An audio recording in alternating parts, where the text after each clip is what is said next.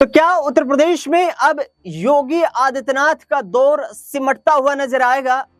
क्या उत्तर प्रदेश में भारतीय जनता पार्टी ये तैयारी कर चुकी है कि योगी आदित्यनाथ को अब सीएम कुर्सी से हटाकर केंद्र की सत्ता में यानी कि दिल्ली की राजनीति में सक्रिय कर दिया जाए?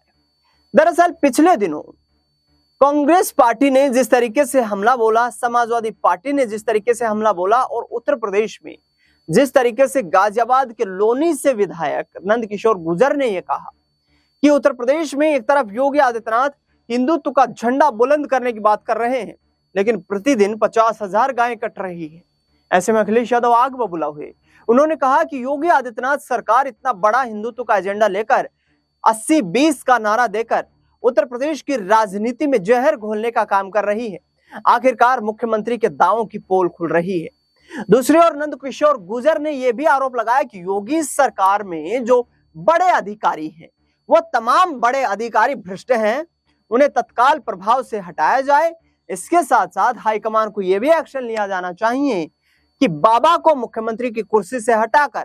केशव प्रसाद मौर्य को उत्तर प्रदेश का मुख्यमंत्री बना देना चाहिए। यानी कि बीजेपी में क्या वाकई गुटबाजी शुरू हो चुकी है? दरअसल लोकसभा चुनाव में जिस तरीके से बीजेपी को करारा झटका लगा और समाजवादी पार्टी सबसे बड़ा राजनीतिक दल बनकर उत्तर प्रदेश में उभरी, उससे साफ तौर पर यह तो प्रतीत हो रहा है कि कहीं ना कहीं बीजेपी से वोट बैंक तो खिसका है। उसके बाद भूपेंद्र चौधरी जो कि बीजेपी के प्रदेश अध्यक्ष हैं, उनकी ताबड़तोड़ बैठकें हुई हाईकमान के नेताओं के साथ, मुख्यमंत्री के साथ भी बैठकें हुई और नौबत तो यहां तक आ गई थी कि भूपेंद्र चौधरी को भी इस्तीफा देना पड़ सकता था।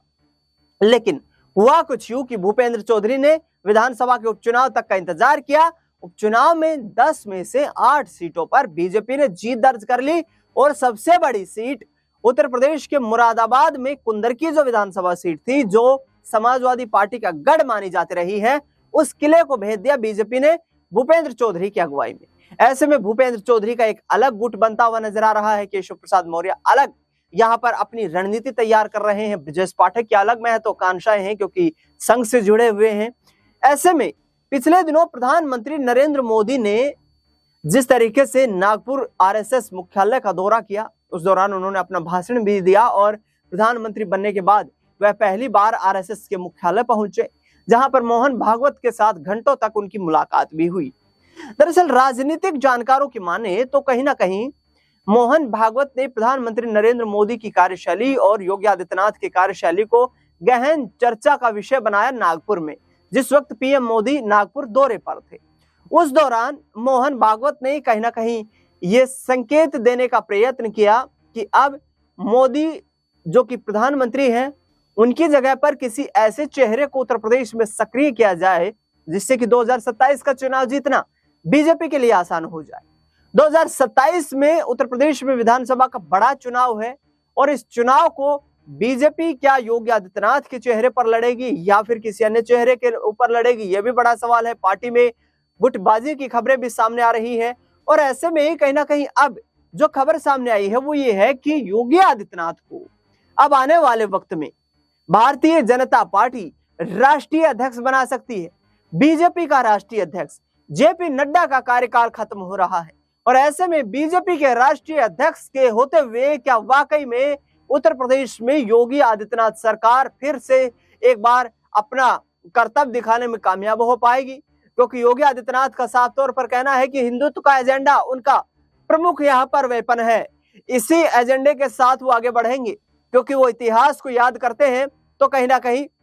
जिस तरीके से उन्होंने कहा कि आंखें गुस्से से लाल हो जाती हैं कि जिस तरीके से हिंदुस्तान जब गुलाम था, जब यहाँ पर अंग्रेजों का राज था, मुगलों का राज था, किस तरीके से हिंदुस्तान की आत्मा को छलनी किया गया था, वो घाव आज भी हमारी आत्मा में ताजा है। यानी कि साफ तौर पर अब योगी आदित्यनाथ का जो एजेंडा है, हिंदुत्व का राजनीतिक एजेंडा, उसको बीजेपी पूरे देश भर में इस्तेमाल करना चाहती है। विशेष तौर पर उत्तर भारत के राज्यों में, जहां पर उत्तर प्रदेश में काफी मजबूत है, मध्य प्रदेश में बीजेपी लंबे समय से शासन कर रही है, महाराष्ट्र में बेहतरीन प्रदर्शन 2024 के विधानसभा चुनाव में किया है, राजस्थान में सरकार है और इसके साथ साथ हरियाणा में भी हैट्रिक लगाने में कामयाबी हासिल हुई है। तो ये हिंदी बेल्ट का जो इलाका है, इसमें योगी आदित्यनाथ कहीं ना कहीं बीजेपी के लिए ट्रम्प कार्ड साबित हो सकते हैं और वो ट्रम्प कार्ड आगे आने वाले वक्त में बीजेपी को 2029 में भी सत्ता की दहलीज तक पूर्ण बहुमत के साथ प्रचंड जीत के साथ आगे ले जा सकता है।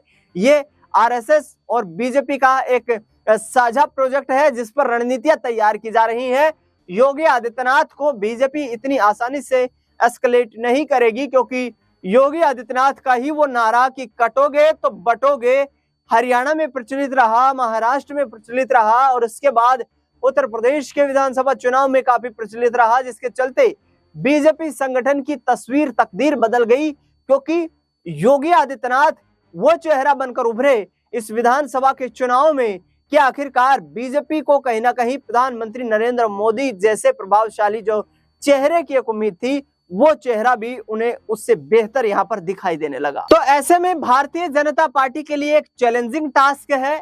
योगी आदित्यनाथ के चेहरे का इस्तेमाल कर सकती है बीजेपी, लेकिन उन नेताओं पर भी विचार अब भारतीय जनता पार्टी को करना होगा जो प्रधानमंत्री नरेंद्र मोदी के बाद उसी कतार में लंबी लाइन में खड़े दिखाई दे रहे हैं, जिनमें चाहे राजनाथ सिंह की बात करें, चाहे अमित शाह की बात करें, चाहे नितिन गडकरी की बात करें, चाहे जेपी नड्डा की बात करें।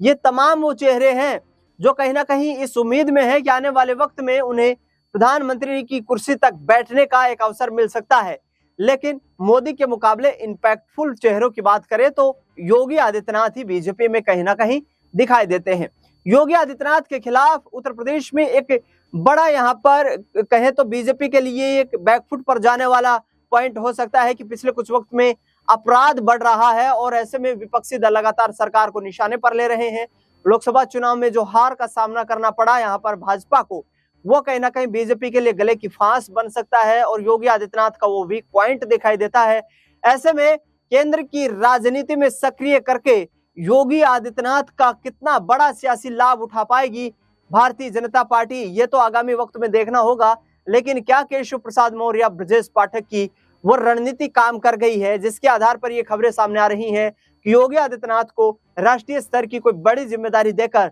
उत्तर प्रदेश की सीएम कुर्सी को खाली कर दिया जाए, क्योंकि आसान नहीं होगा बीजेपी के लिए इस उत्तर प्रदेश के 2027 के विधानसभा चुनाव को लड़ना और जीतना यदि योगी आदित्यनाथ को दिल्ली भेज दिया जाता है। क्योंकि अखिलेश यादव बार बार कह रहे हैं कि इस बार पीडीए जो है वो विधानसभा में भी कमाल करेगा और जो सीटें जीती विधानसभा लोकसभा के चुनाव में समाजवादी पार्टी ने, कांग्रेस पार्टी ने, उसको देखा जाए तो करीब 225 सीटें इंडिया गठबंधन ने जिन पर जीत हासिल की है। उत्तर प्रदेश में ये एक बड़ा सियासी संकट बीजेपी के लिए हो सकता है और उत्तर प्रदेश से यदि 2027 से परिवर्तन की लहर शुरू हुई तो 2029 के लोकसभा चुनाव के आते आते बीजेपी के लिए बड़ा चैलेंज, बड़ी मुसीबतें आकर के खड़ी हो सकती है, जो कि आने वाले वक्त में उनकी सरकार को भी धराशायी कर देती हैं। ऐसे में देखना दिलचस्प होगा कि क्या किस तरीके का फैसला यहाँ पर लिया जाता है, हाईकमान किस तरीके से चिंतन मंथन करता है और कैसे भारतीय जनता पार्टी इस पूरे सियासी समीकरण को सही बैठाती हुई नजर आती है। फिलहाल इस खास कार्यक्रम में इतना ही। देश दुनिया से जुड़ी तमाम बड़ी खबरों के लिए देखते रहिए नेक्स्ट 9 पॉलिटिकल।